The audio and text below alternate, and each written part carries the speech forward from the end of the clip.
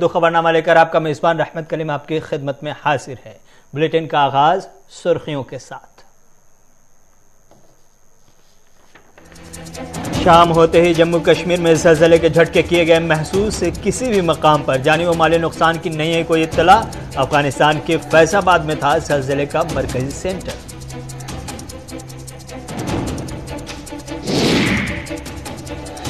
शुमाली कश्मीर के जिला किश्तवाड़ में आज भी हुआ एनकाउंटर में एक नामालूम मिलिटेंट को हलाक करने में मिली कामयाबी। जुमागुंड के इलाके में मिलिटेंट मुखालिफ कार्रवाई हुई कामयाब।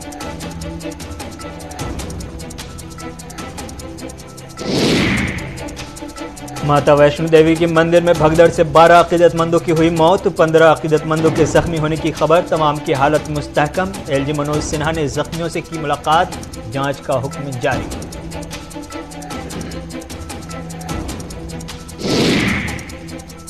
और नए साल के मौके से भारत पाकिस्तान की अफवाज के माबैन मिठाइयों का तबादला। सरहदी इलाकों में 4 मकामात पर अफवाज ने मिठाइयां एक दूसरे में की तकसीम। दोनों मुल्कों के माबैन कैदियों की फहरिस्त का भी हुआ तबादला।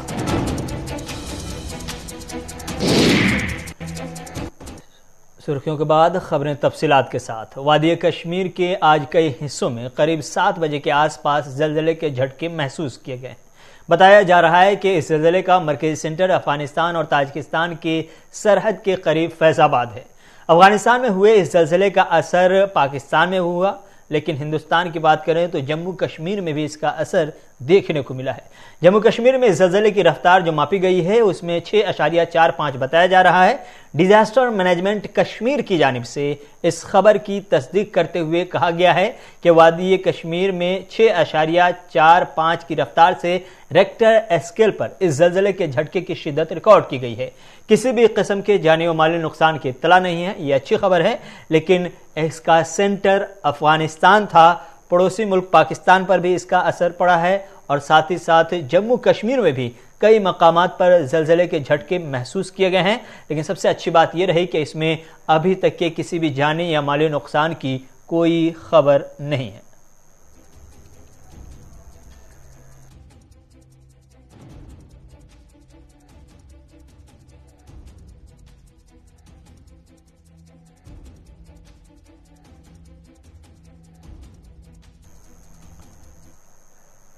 शुमाली कश्मीर के सरहदी जिला किश्तवाड़ के जमागुंड इलाके में मिलिटेंटों और सिक्योरिटी फोर्सेस के दरमियान तसादुम में एक नामालूम मिलिटेंट को हलाक कर दिया गया है। तफसीलात के मुताबिक सरहदी जिला किश्तवाड़ के जमागुंड इलाके में मिलिटेंटों और सिक्योरिटी फोर्सेस के दरमियान तसादुम हुआ, जिसमें एक के अदम शनाख्त मिलिटेंट को हलाक करने में सिक्योरिटी फोर्सेस को कामयाबी मिली है। कश्मीर पुलिस जोन ने एक ट्वीट में इस एनकाउंटर के बारे में तफसीलात दी। पुलिस के मुताबिक एनकाउंटर में एक अदम शनाख्त मिलिटेंट हलाक हुआ। इस सिलसिले में मजीद तफसीलात का इंतजार है।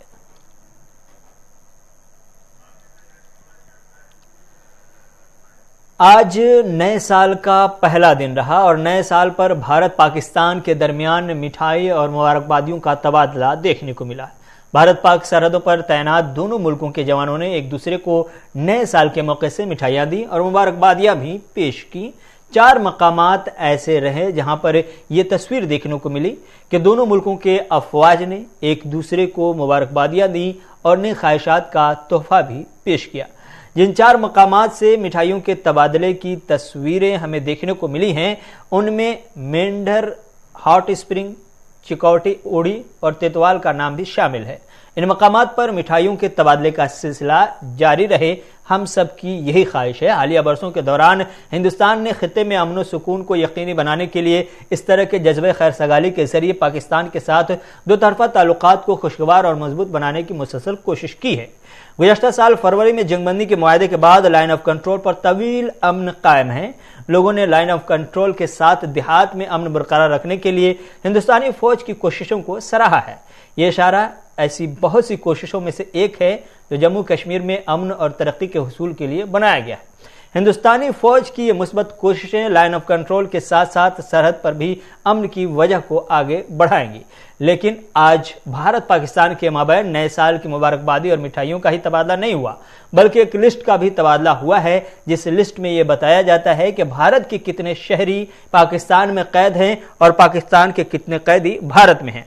भारत सरकार की वजारत खारजा की तरफ से इस्लामाबाद को एक फहरिस्त दी गई है, जिस फहरिस्त में बताया गया है कि भारत सरकार ने पाकिस्तान पर 2 भारतीय आम शहरी और 356 माहीगीरों को रिहाई का मुतालबा किया है। साथ ही साथ 186 माहीगीरों को फौरी तौर पर कौंसलर एक्सेस का भी मुतालबा किया गया है। 17 भारतीय शहरी जो पाकिस्तान की कैद में हैं, उन्हें भी कौंसलर की रिसाई के लिए भारत सरकार ने दबाव बनाया है।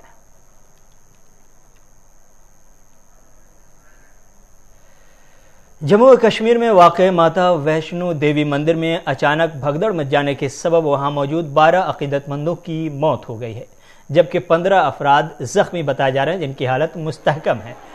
रिपोर्ट के मुताबिक यह हादसा रात के आखिरी पहर में तकरीबन 2:45 पर पेश आया। जम्मू कश्मीर के डीजीपी दिलबाग सिंह के मुताबिक इब्तदाई इत्तला के मुताबिक किसी मामूली बात पर बहस होने पर अकीदतमंदों ने एक दूसरे को धक्का दिया, जिसके बाद भगदड़ मच गई और मौके पर अफरा तफरी फैल गई। कटरा अस्पताल के बीएमओ डॉक्टर गोपाल दत्त ने 12 अफराद की मौत की तस्दीक की है। जख्मियों को नारायणा अस्पताल ले जाया गया है।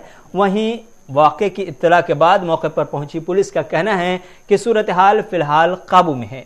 बताया यह भी जा रहा है कि नए साल के मौके पर अकीदतमंद माता के दर्शन के लिए यहां पहुंचे थे। मरकजी वजीर ममलिकत बराए दाखिला नित्यानंद राय ने कहा कि माता वैष्णो देवी भवन में कुछ अकीदतमंदों के दरमियान झड़प की वजह से तवाजुन बिगड़ने की वजह से भगदड़ मच गई थी। वाक़े की तहकीकात का हुक्म दे दिया गया है। नित्यानंद राय ने कहा कि नए साल की वजह से भवन में ज़ायरीन की भीड़ बढ़ गई थी और ढालान पर कुछ अकीदतमंदों के दरमियान झड़प की वजह से लोगों के तवाज़ुन खोने से एक दूसरे पर लोग गिरते चले गए।